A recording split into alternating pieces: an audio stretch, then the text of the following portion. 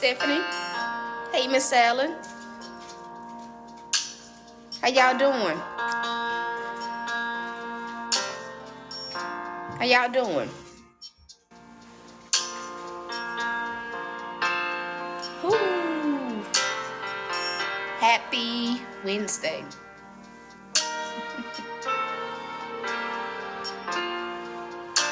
Happy Wednesday, y'all. How y'all doing? Today feels a lot lighter. Come on.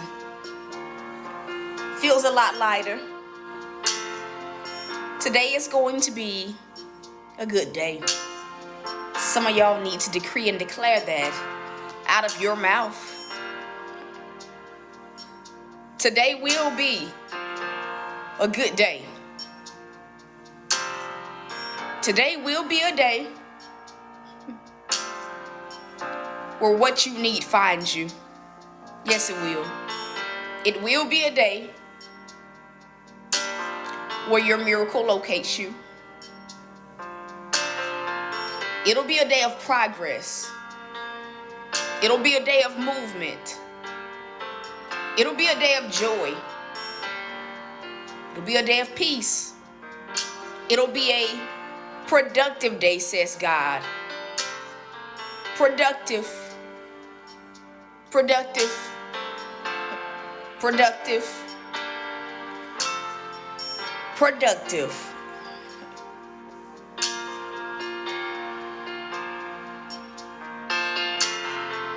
The day will only drag if you choose to let it drag. This ain't even a word.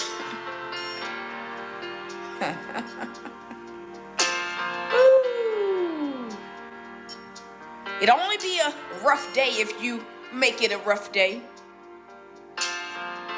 But the Lord says He's setting things up. And today will be a day that breeds hope. It breeds hope. It breeds hope. Meaning God is going to do something for you today that boosts your ability to hold steadfast to Him. To Him. To Him. Yes, it will be.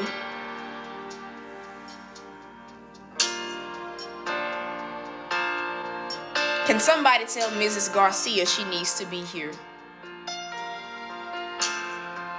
Can somebody tell her she needs to be here? God is setting things up. He's setting things up. Our declaration, thanks Stephanie, our declaration is going to be, do what you told the Lord you would do. Yeah.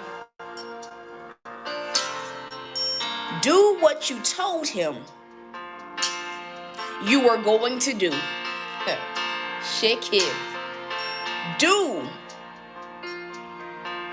what you told Him you were going to do. Sometimes what happens is when we are going through, right? We make these promises to God. Yeah. God, if you bless me, I'll do this. If you pull me out, I'll do this. And then what begins to happen is the enemy begins to fight the promise you made God. He begins to fight it.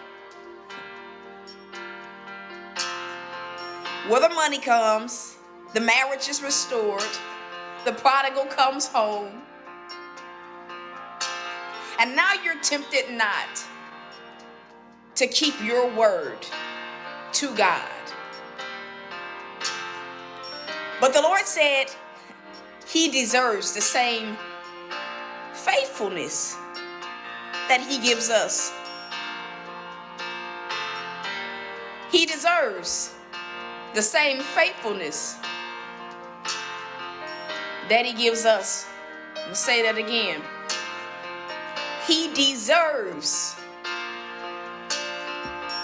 the same faithfulness that he gives us. Keep your word. Keep your word to God.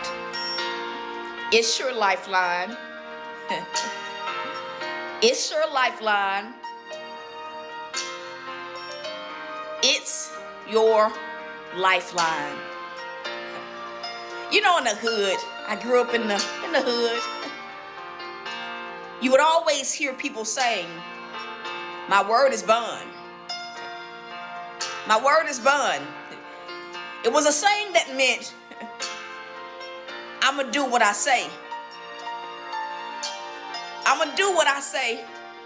Anybody ever heard that? My word is my bond. The older generation said, my word is my bond. People in the hood, you hear it all the time. My word is my bond. It simply means you can trust that I am going to do what I said I would. Today will be a day where finances are released. Today will be a day where finances are released. I don't know why, I hear that ringing. It'll be a day, says God.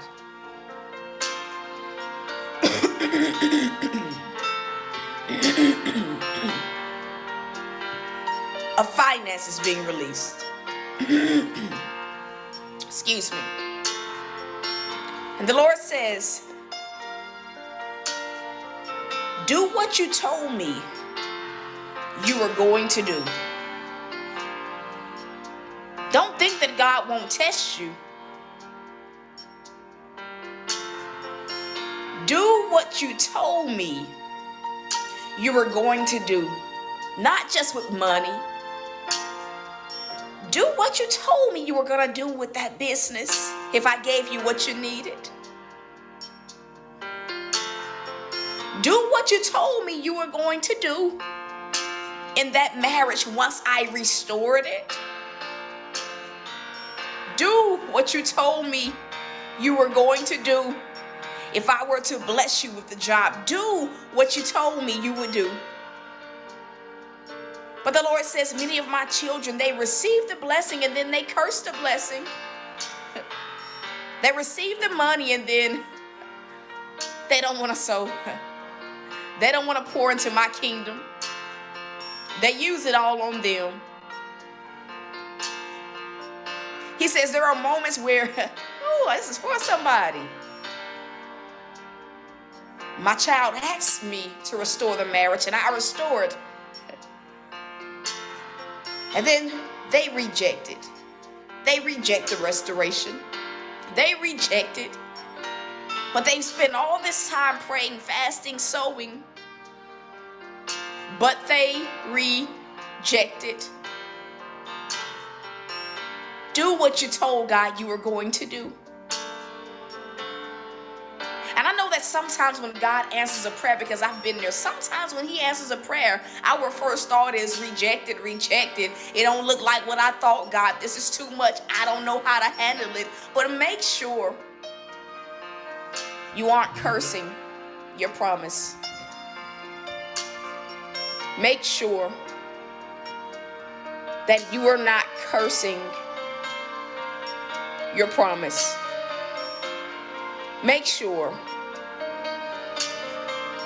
You know, it's easy to do the right thing when you're under pressure. What do you mean, Apostle? It's kind of like when the storm is brewing, you'll do whatever you got to do to get out of that storm. But what's happening is that as so many people are coming out of the storm, as God is answering prayers, he is shifting things. What is happening for so many people is that they are fumbling the ball. Going back on their word. Acting as if they didn't tell God they would do a certain thing. Keep your word. Come on, keep your word. Hey, Miss Rhonda. Love you dearly. Keep your word. Keep your word. And the beautiful thing about God is that there are some moments, see, you can't fool God, that he'll withhold the thing.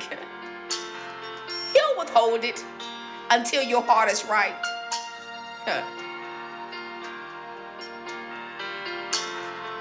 God is saying, I will release the finances if you get your heart together. If I know that you ain't gonna spend it all on you, if I know I can trust you to do what I need you to do with it.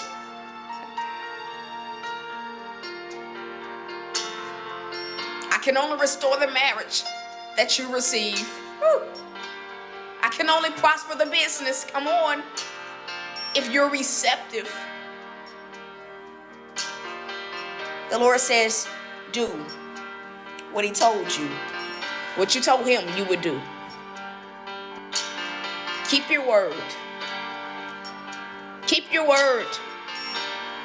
Even this past week, as I have been petitioning for things, God has been asking me this question.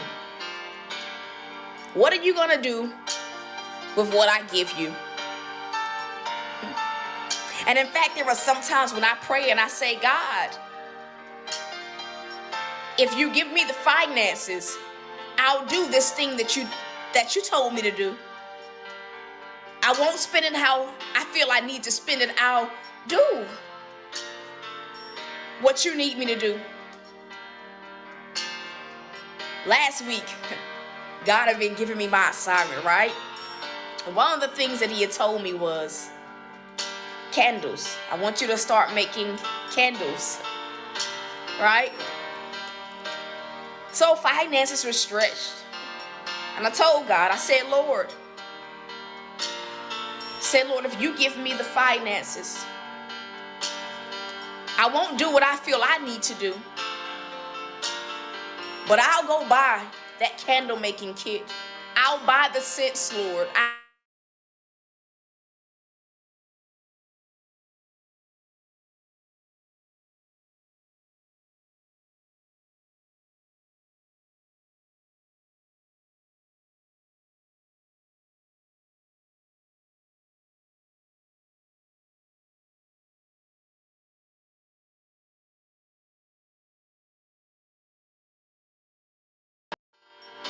Are we good?